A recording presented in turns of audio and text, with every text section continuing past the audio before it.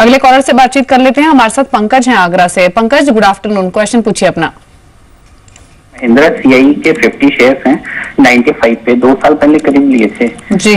तो अभी क्या होल्ड करूं या अभी क्या कहते हैं बेच के निकल जाऊं? जस्ट डबल पे हूं मैं इस समय। ठीक है, कांग्रेचुलेशन। स्पॉन्ज है मेरे पास। उसमें आपका परचेजिंग प्राइस क्या है? 95। ये टाटा स्पॉन्ज में मेरा 450 है। 450 है, ठीक है। मयूरेश जोशी भी हमारे साथ मौजूद हैं। Mayuresh, good afternoon. दो स्टॉक्स हैं इनके पास। एक तो महिंद्रा सीआई ऑटो, यहाँ पर डबल मुनाफा इनको हो रहा है। 95 पर इन्होंने खरीदे शेयर्स, 194 पर ट्रेड कर रहा है। तो क्या ये स्ट्रॉन्ग प्रॉफिट्स को लेकर बाहर आ जाए या फिर होल्ड रखे? और दूसरा स्टॉक इनके पास टाटा स्पॉन्ज का 415 का परचेजिंग प्राइस है। दोनों स्टॉक्स अगर आप ट्रैक करते हैं तो क्या कॉमेंट्स हैं? आफ्टरनून दीपाली जी। क्लियरली अगर हम पहले स्टॉक की बात करें तो मुझे लगता है आई थिंक नजरिए के ऊपर है, क्योंकि महिंद्रा सीआई का जैसे कॉर्पोरेट डेवलपमेंट्स हुई थी और जैसे नंबर्स पेश हुए थे, I think it's on an upward trajectory path. तो इसके अगर ये लॉन्ग टर्म इन्वेस्टर्स हैं, इनकी बाइंग प्राइस काफी अच्छी है, बिल्कुल होल्ड कर सकते हैं। अगर इनका नजरिया नहीं है तो you can probably look at taking partial profits from that script. Tata sponge का जहां तक बात आया, मुझे लगता है आई थिंक जो ऑल्टरनेट इन्वेस्टमेंट्स होती हैं इनकी in terms of the cash on it's books, I think largely factored इन हुई है प्राइस में। सेकेंडली आई थिंक जो स्क्रैप आयन की प्राइसेस रहती है और जैसे प्राइसिंग पावर आज डिमांड कस्टमर के साइड पे है, मुझे लगता है कहीं ना कहीं I think it is going to still take some amount of time for earnings visibility to improve sustainably over the next few years. So I think ये सारी बातें ध्यान में रखनी चाहिए when you looking at Tata sponge. Sure, अगले caller है हमारे साथ मिस्टर राहुल झारखंड से। नमस्कार राहुल, आपका सवाल पूछिए।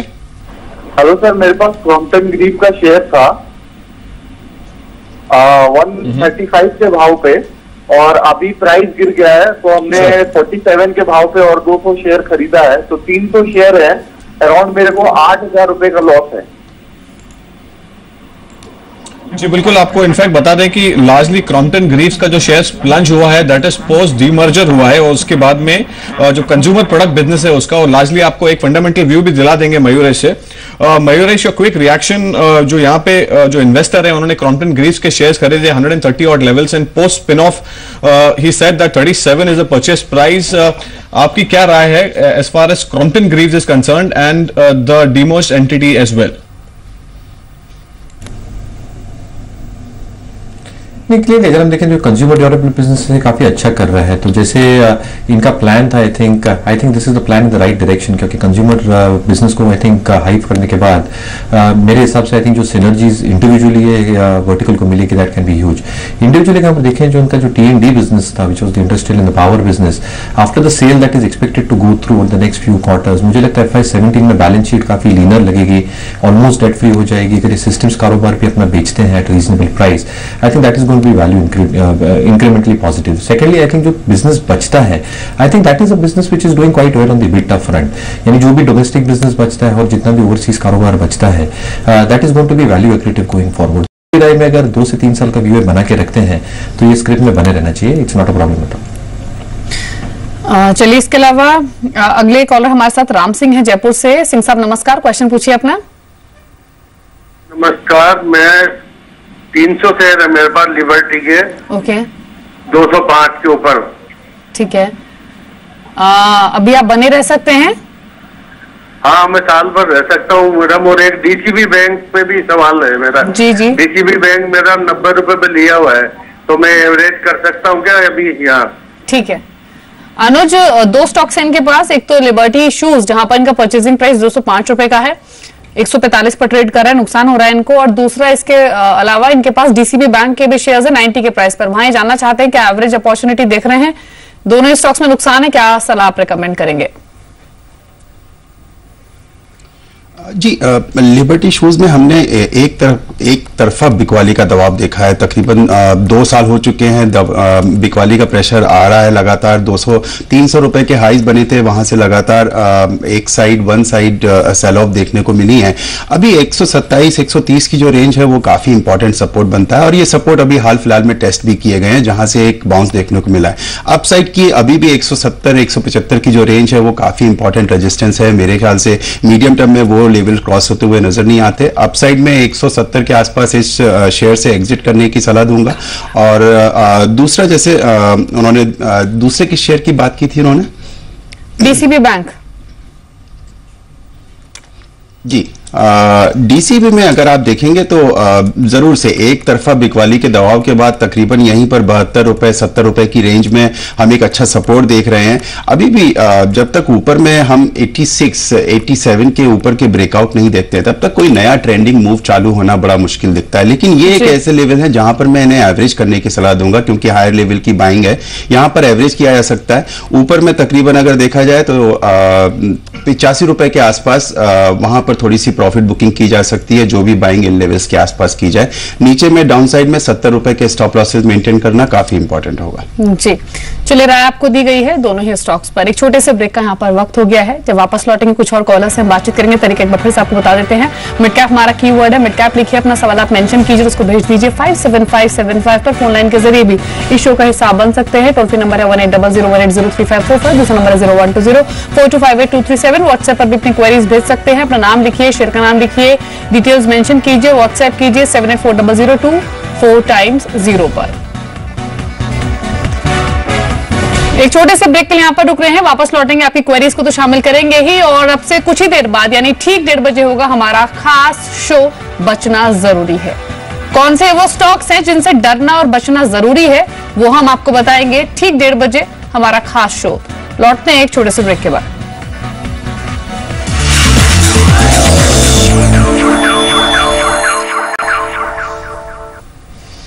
नमस्कार, welcome back after the break. आप देख रहे हैं मिड के बाजार। हमारे साथ अनुज दीक्षित एंड मयूरेश जोशी जुड़े हुए हैं। अगले कॉलर है हमारे साथ मनीष फ्रॉम दिल्ली। नमस्कार मनीष, आपका सवाल पूछिए। हाँ सर, नमस्कार, मैं दिल्ली से बात कर रहा हूँ। मेरे पे 5000 शेयर हैं कैमलिन फाइन साइंस के, और मैं इस पे लंबा नजरिया रखना चाहता हूँ 4 से 5 साल के लिए। तो मेरे को फंडामेंटल व्यू चाहिए इसके लिए। आपकी बाइंग प्राइस क्या है कैमलिन फाइन साइंस की?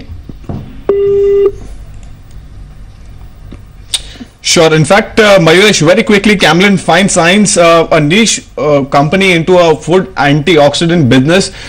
Technical perspective में अगर हम largely देखें तो 3 महीने का अगर परफॉर्मेंस 110 और लेवल से 77 के रेंज में ये स्टॉक ट्रेड कर रहा है। बट फंडामेंटली आपको क्या लगता है कि ये स्टॉक कौन कौन से लेवल्स गोइंग फॉरवर्ड टेस्ट कर सकता है?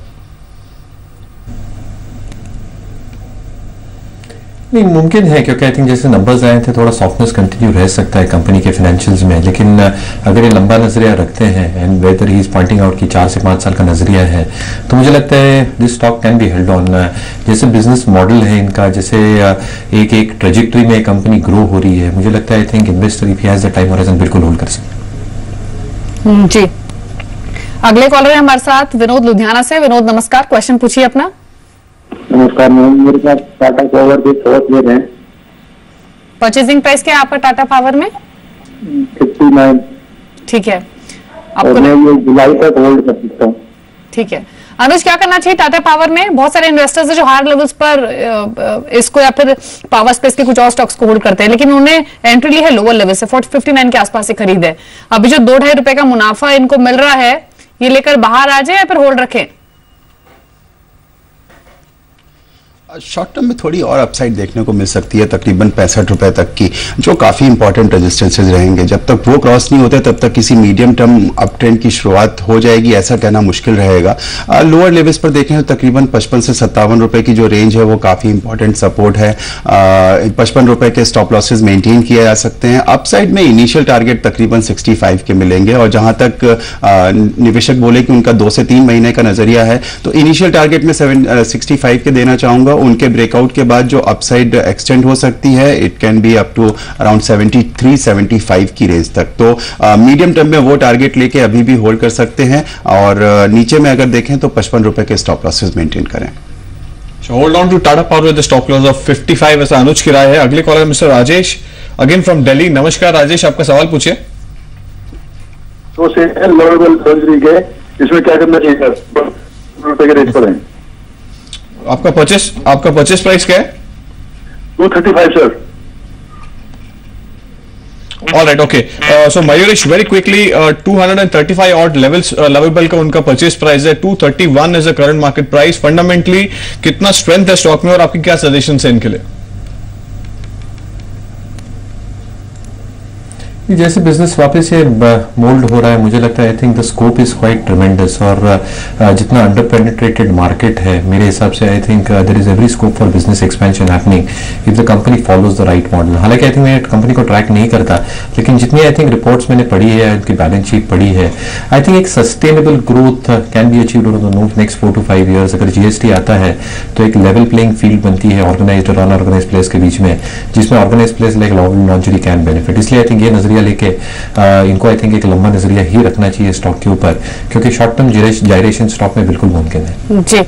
इसके अलावा एक एसएमएस ले लेते हैं। नीरज ने भेजा है, जयपुर से टाटा मोटर्स पर इनकी क्वेरी है। परचेजिंग प्राइस तो उन्होंने मेंशन नहीं किया है, लेकिन क्वांटिटी इन्होंने मेंशन नहीं की, माफ कीजिए। परचेजिंग प्राइस इनका 365 का, इनके परचेजिंग प्राइस से ऊपर ये स्टॉक अभी ट्रेड कर रहा है, सुबह से थोड़े से दबाव में है। हालांकि आज टियागो का लॉन्च होना था जो कि पोस्टपोन हो गया है अप्रैल के लिए, इस तरह की मीडिया रिपोर्ट्स हैं। और एक ऑर्डर मिलने की भी खबर है आर्मी से, 600 से ज्यादा यूनिट्स प्रोवाइड करनी है टाटा मोटर्स को 6x6 मल्टी एक्सल ट्रक्स की, लेकिन स्टॉक थोड़े से मुनाफ वसूली में है। आज क्या करना चाहिए अनुज? टाटा मोटर्स में 365 पर खरीदे इन्होंने शेयर्स। देखिए, जहां तक टाटा मोटर्स की लॉन्ग टर्म नजरिए की बात करें तो मेरे ख्याल से जरूर से एक होल्ड बनता है, लेकिन अगर शॉर्ट टर्म के नजरिए से बात करते हैं तो यहां पर तकरीबन 385 380 की जो रेंज थी वो काफी इंपॉर्टेंट रेजिस्टेंस था, वहां से एक थोड़ा सा बिकवाली का दबाव देखने को मिल रहा है। अभी भी जब तक ये शेयर 365 362 की रेंज के ऊपर टिका हुआ है, तब तक शॉर्ट टर्म में अपसाइड और देखने को मिल सकती है। ऊपर के टारगेट तकरीबन 400 रुपए या उससे ऊपर के भी बनते हैं, मैं उन्हें होल्ड करने की सलाह दूंगा। अपने स्टॉप लॉसेज अगर मीडियम टर्म के लिए रखना चाहते हैं तो 360 रुपए से नीचे के स्टॉप लॉसेज मेंटेन करें। अपसाइड में इनिशियल टारगेट तकरीबन 400 रुपए के, तो 400 के टारगेट्स देखे जा सकते हैं। होल्ड कीजिए, 360 के बिलो एक स्टॉप लॉस मेंटेन कीजिए। 371 पर अभी ट्रेड कर रहा है। एक छोटे से ब्रेक का वक्त हो गया है, लेकिन कहीं मत जाएगा। जब वापस लौटेंगे तो हम बात करेंगे हमारे खास शो की, बचना जरूरी है। बताएंगे कुछ ऐसी कंपनियां आपको, कुछ ऐसे शेयर्स जिनसे आपको बचना है। कौन से हैं वो स्टॉक्स? एक छोटे से ब्रेक के बाद हमारे खास शो में।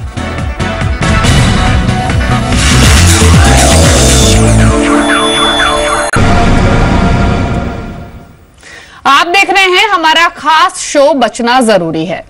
बजट के बाद मार्केट्स ने अपने बजट लो से काफी स्ट्रॉन्ग रिकवरी दिखाई, और इस रिकवरी में अच्छे और बुरे दोनों कैटेगरी के स्टॉक्स ने परफॉर्म किया है। तो ऐसे में जरूरी है कि आप एक चुनाव करें उन स्टॉक्स का जो कि अच्छे हैं, और एक डिफरेंशिएट करना यहां पर बहुत जरूरी है कि अच्छी कैटेगरी में कौन से स्टॉक्स आते हैं और बुरी कैटेगरी में कौन से स्टॉक्स आते हैं, क्योंकि ज्यादातर मार्केट पार्टिसिपेंट्स मानते हैं कि यह सही समय है धीरे धीरे निवेश करने का, और मार्केट में जो बीते 15 दिन में या फिर बीते 1 महीने में जो स्ट्रेंथ दिखी है वो फिलहाल सस्टेन कर सकती है, ऐसे ज्यादातर मार्केट पार्टिसिपेंट्स मानते हैं। तो जरूरी है अपने निवेश को लेकर अलर्ट होने का। हर रोज हम आपको बताते हैं कुछ ऐसे शेयर्स जिनमें आप निवेश कर सकते हैं, लेकिन ये खास शो 1:30 से 2 के दौरान हम बातचीत करेंगे सिर्फ और सिर्फ उन शेयरों की जिनसे आपको दूर रहना है। भले ही उनमें तेजी आई हो, लेकिन आपको बचकर रहना है। साथ ही साथ आज दिन भर की जो भी नेगेटिव न्यूज फ्लो रहा है उसके बारे में भी आपको जानकारी देंगे, और इसमें मदद करेंगे मेरे 3 सहयोगी। अभी संदीप और साक्षी दोनों हमारे साथ मौजूद हैं, और कुछ ही देर में सुमित भी हमारे साथ मौजूद रहेंगे। साक्षी बताएंगे आपको कि अब तक की जो सुबह से अब तक के जो नेगेटिव न्यूज फ्लो रहा है वो कौन सा रहा है, किन स्टॉक्स पर रहा है। संदीप आपको बताएंगे एक ऐसा शेयर जिस पर ज्यादातर ब्रोकरेज हाउसेज दूर रहने की या फिर सेल करने की सलाह दे रहे हैं, और सुमित रिसर्च लेकर आए हैं कुछ ऐसे पेनी स्टॉक्स पर जिन्होंने हाल ही में मल्टीफोल्ड रिटर्न्स दिए हैं, लेकिन ये मल्टीफोल्ड रिटर्न्स के पीछे की जो स्टोरी है वो खोखली है, जहां पर आपको बेहद डरना और बचना जरूरी है। शुरुआत करते हैं इनफैक्ट साक्षी से ही। दोनों जानकार हमारे साथ मौजूद भी हैं जो इन स्टॉक्स पर कमेंट करेंगे, लेकिन साक्षी सुबह से अब तक कौन कौन सा वो न्यूज फ्लो रहा है जो कि जिसने एक नेगेटिव प्रभाव डाला है कुछ स्पेसिफिक स्टॉक्स पर? कौन से शेयर्स आप लेकर आई हैं? शुक्रिया दीपाली। शुरुआत करेंगे आज फार्मा स्पेस से, नाटको फार्मा पर, जिसने लीड किया है आज का पूरे ही फार्मा स्पेस का फॉल। अगर आप देखें तो इंट्राडे में करीब करीब 13% तक का फॉल भी हमने देखा था, और अभी भी ये दिन के निचले स्तरों के आसपास ही कामकाज कर रहा है। दरअसल कंपनी की 2 इकाइयों को लेकर फॉर्म 483 जारी हुआ, मनाली और कोटपुर इकाई जिसका इंस्पेक्शन हुआ था फरवरी और मार्च में, जिसके बाद ये फॉर्म 483 जारी हुआ यूएस FDA की तरफ से, और ये कंसर्न्स पूरे ही स्पेस को ड्रैग करते हुए नजर आए। और साथ ही एक और कंसर्न जो बढ़ती हुई नजर आई आज दिन भर में फार्मा शेयरों के लिए वो ये थी कि अब यूएस और ईयू रेगुलेटर्स के अलावा भारतीय रेगुलेटर्स भी पूरे स्पेस के लिए सतर्कता बनते हुए नजर आ रहे हैं और सख्ती मेंटेन करते हुए नजर आ सकते हैं, क्योंकि आप बात कीजिए central drug standard control organisation का, अब वो सरप्राइज चेक्स कर सकती है इंडियन मैन्युफैक्चरिंग प्लांट्स पर और गुड मैन्युफैक्चरिंग प्रैक्टिसेस को क्लोजली मॉनिटर कर सकती है, जिसकी वजह से यहां पर एक नेगेटिव रिफ्लेक्शन देखने को मिला। हिंद रेक्टिफायर्स की अगर बात करें तो इकरा ने यहां पर रेटिंग घटाई है, रेटिंग BBB- से घटाकर BB+ की है, जिसकी वजह से आज यहां पर भी प्रेशर बिल्डअप होते हुए नजर आया।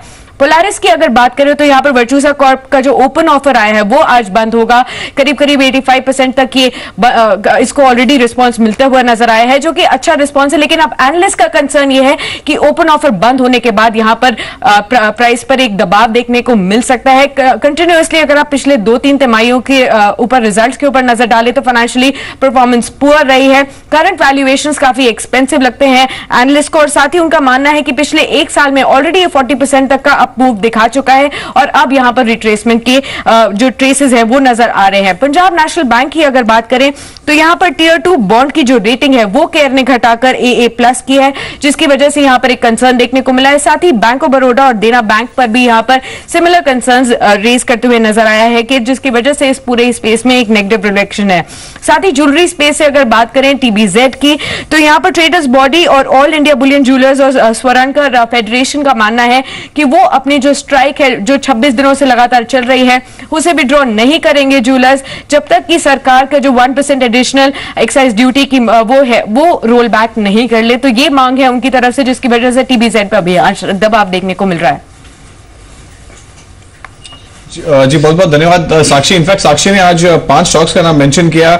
मयूरेश, क्विक रिएक्शन जैसे साक्षी बता रही थी, fundamentally Natco pharma larger concerns on 2 plants और there were Polaris as well as PNB and TBZ। She mention your quick reaction. Fundamentally आपको क्या लगता है कि ये स्टॉक्स कितने बेटर बेट है या नहीं है? नहीं, जैसे नेटको के साथ हुआ, आई थिंक ऑब्जर्वेशंस बहुत क्लोजली मॉनिटर करनी पड़ेंगी और क्या इम्प्लीकेशन आता है because of the FTA concerns, ये एक इम्प्लीकेशन लेना पड़ेगा specifically on it's US business.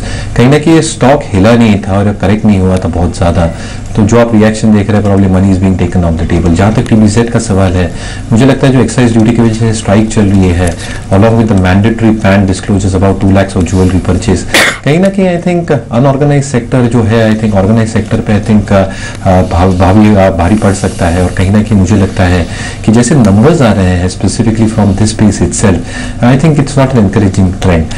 Largely अगर हम देखें तो आई थिंक जितने भी स्टॉक साक्षी ने मेंशन किए थे, कुछ ना कुछ दिक्कतें आई थिंक बिल्कुल जारी है बैलेंस शीट के ऊपर, और I think company management has to address this issues very conspicuously over the next 1 to 2 quarters। जी, इनफैक्ट अनुज, एक टेक्निकल कमेंट आपको भी मैं लेना चाहूंगी। एक तो TBZ पर ही जो बजट के बाद जो हड़ताल शुरू हुई उसके बाद स्टॉक्स पर भी हमने एक नेगेटिव रिएक्शन देखा, और TBZ जैसे स्टॉक्स तो आज भी 4 से 5% का फॉल दिखा रहे हैं। और दूसरा नेटको फार्मा जो कि मनोज ने भी मेंशन किया, इन दोनों ही स्टॉक्स पर प्रिसाइसली आपका टेक्निकल अप्रोच क्या है? क्या अभी और स्लिप हो सकते हैं इन लेवल से दोनों ही शेयर्स? जहां तक नाटको फार्मा की बात करेंगे तो तकरीबन 400 रुपए 395 रुपए की जो रेंज है वो इमीडिएट एक सपोर्ट बनता है। पिछली बार भी हमने इन्हीं लेवल से एक रिकवरी आते हुए देखा था, जिसमें तकरीबन हमने हाईस टेस्ट किए 540 के आसपास के, और फिर ये बिकवाली का दबाव है। मेरे ख्याल से अगर कोई ट्रेडर है तो उसके लिए एक लेवल आ चुका है जहां पर स्टॉप लॉसेज आपके पास में बनते हैं। 390 से नीचे के स्टॉप लॉसेज रखिए। अपसाइड में आप तकरीबन जो देख रहे हैं वो तकरीबन 460 तक की अपसाइड देख रहे हैं, लेकिन कोई भी ट्रेंडिंग मूव अभी नहीं चालू होने वाला। जहां तक ट्रेडर्स के लिए है, जरूर से एक ट्रेडिंग अपॉर्चुनिटी बनती है नाटको फार्मा के अंदर, स्टॉप लॉसेस पास में है तो उसमें एक अपसाइड या फिर एक शॉर्ट टर्म बाई इनिशिएट किया जा सकता है। जहां तक आपने TBZ की बात की, नहीं, मेरे ख्याल से अभी भी उस शेयर में तकरीबन 60 रुपए 62 रुपए की रेंज को क्रॉस करना बहुत इंपॉर्टेंट रहेगा। जब तक वो लेवल्स क्रॉस नहीं होते वो एक साइडवेज मूव में या फिर डाउन ट्रेंडिंग में ही रहेगा, और मैं इसमें अभी लॉन्ग होने या फिर कोई नई निवेश करने की सलाह नहीं दूंगा। जी, अभी कोई सलाह नहीं होगी किसी भी तरह की पोजीशंस बनाने की TBZ में, और अभी भी दिन के निचले स्तरों पर ट्रेड कर रहा है। मार्केट्स भी इनफैक्ट डे लो पर ही हैं। निफ्टी 7662 के लेवल्स के आसपास आ चुका है। 54 पॉइंट्स की वीकनेस अभी भी देखी जा रही है।